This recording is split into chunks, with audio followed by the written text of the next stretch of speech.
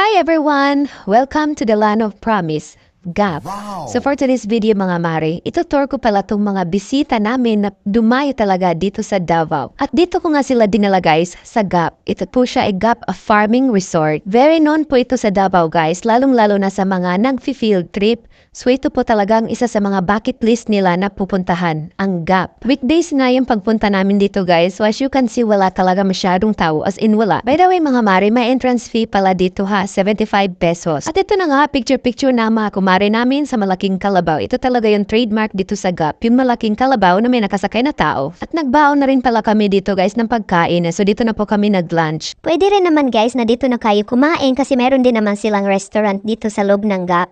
At syempre, yun nga lang medyo pricey. Papunta na nga kami sa baba guys at doon kami kakain. So meron sila ditong napakalaking swimming pool. So yung nung time na pumunta kami dito, medyo marumi siya kaya hindi siya pwede liguan. At syempre may bayad din po yung pagligo. At ito na nga mga mare, bababa na po kami ni Jollibee, bida ang saya. Si Idoy pala. So guys, doon kami sa baba kakain.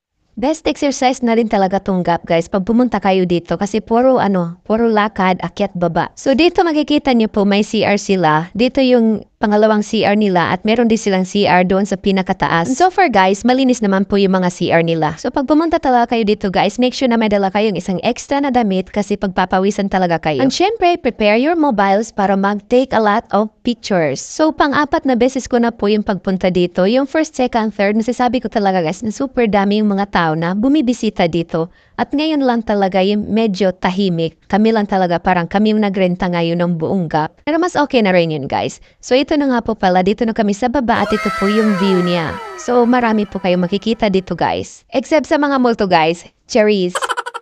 Siyempre guys, napakalinis dito sa baba kasi may nagme-maintenance talaga araw-araw. So diba, super lawak po dito. Ayan, pagod na ang aking mga foreigner na visitors. So kainan na guys. Thank you pala sa Jollibee. Bidaan siya. So bawal dito magtapon ng basura nyo kahit saan-saan. So mayroon talaga siyang mga basurahan dito guys na dun yung ilalagay yung mga pinagkainan nyo. O ano na mga mare, kaya pa? Oo, kaya pa daw. Pero itong isa kumakain pa. O, inom pa. Uhaw-uhaw ang camel.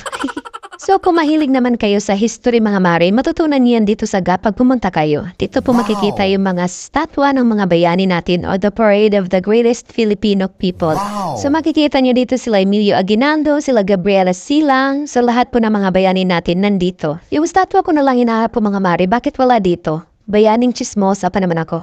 Cherries. So ayun nga mga mare, dahil tapos na kaming kumain at nakapagpahinga naman ng konti, ngayon aakyat na naman kami sa pinakataas. So doon natin makikita yung Land of Promise. So ito siya guys, yung hagdan nila, trip to Jerusalem. So ayun na, lakad na tayo ng pataas guys. So isipin niyo na lang na pupunta na kayo ng langit. Oh, no! Hindi naman siya masyado nakakapagod mga mare. Yes, medyo nakakagutom lang pag andito ka na sa taas. O diba, pagod na yung mga kasamahan ko.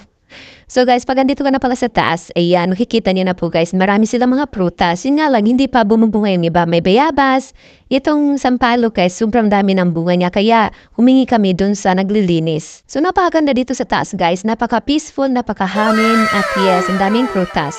So ito na nga guys, yung kumari natin, nagnakaw na, hindi na makahantay. Ang daming sampalok, ayan. So ayun na nga guys, tinulungan ko na nga yung kumari ko para naman marami kaming madalang sampalok at pagdating sa bahay, magsisinigang kami. Abot. Kahit hindi namin yan maabot, basta libre, ay aabutin talaga namin yan kahit ayan maraming langgam. Binitawan. Mahirap talaga mga mari pag libre at dalanakaw. Sa kabila, mahulog ka ha. Huwag ka nang gumawa ng alanganin.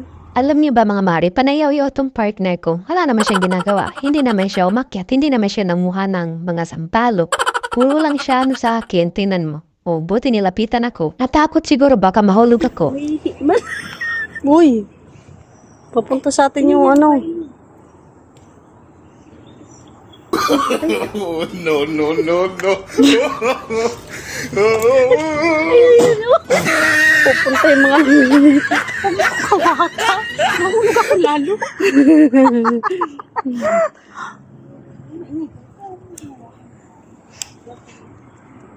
Pahingi po kami, pero pwede po na. Kainin namin sa ate. Isang puno na lang. Isang buong puno na lang. Ah, tama-tama daw pag-akit natin, wala na yung amo niya. Huwag niyo talaga kaming tularan mga mare, late nang magpaalam. Sabi tuloy ni Kuya, ubusin namin lahat ng bunga para wala nang ebidensya. Naubos na pala. At syempre guys, itong kumari ko naman very supported. Sige daw, kunin ko na lang daw talaga lahat. Panay turo para daw mas nasarap yung lulutuin namin sinigang na baboy. Pero hindi ko talaga alam hanggang ngayon. Iniisip ko, asan kaya yung mga kinuha naming bunga na to? Hindi na kasi kami nakapagluto pagdating na bahay. So dito nga guys, makikita niyo talaga dito yung napakalaking letters ng The Land of Promise. Yan, Land of Promise, makikita niyo. Ito talaga yung pinaka-trademark ng Gap. So ang ganda niya tingnan mga mari pag dito kayo sa taas. At syempre dito sa taas guys, dito niyo makikita yung mga katropa niyo. Mga katropa niyo like yung mga Encanto, yung mga Gante, yung mga manananggal, yung mga kapre, ito yung may conference sila dito sa taas guys. So pwede kayo magpa-picture-picture dyan, yeah. At syempre guys, dito sa taas, pwede rin tayong kumain dito at makikita niyo yung buong view sa baba, ating The Land of Promise. So may kainan din po dito sa taas guys, magdala lang kayo ng pagkain nyo, dito na po kayo kumain. At syempre may unlimited dito na mangga mga mari, ang swerte namin kasi maraming bunga yung bangga. At syempre, kumuha na din kami. Tingnan mo naman yung kumari ko, napakasipag niya, bumaba pa talaga siya mga mari. As in naman talaga para sa mangga, yes, nabakasyon sila dito para lang mamulot dito ng mangga. Siyempre, magpapatalo pa ba ako? O diba, tinapon ko na tapos pinulot ko ulit. Sabi kasi nito isa kong kumari, kunin mo daw. Ayan, kinuha ko na rin at binigay ko na rin sa kanya. Gustong-gusto rin niya yung mangga na ganan nagbulok. So, ayun na nga mga mare, tapos na po yung field trip namin dito sa Gap. At pagod na po itong mga kasama ko. Lalo-lalo na po itong isa. O diba, kala mo talaga, nabibigat at sabag niya. Andun kasi yung manggat sa pahalok, guys. Kaya bigat na bigat siya sa dala niya. Well, so far, na-enjoy naman namin kahit papano itong Gap. At naway nag-enjoy nga itong mga bisita ko na galing pang New Zealand at galing pang Australia at Manila. Yes. See you again mga mare. Thank you so much for watching, guys. Bye!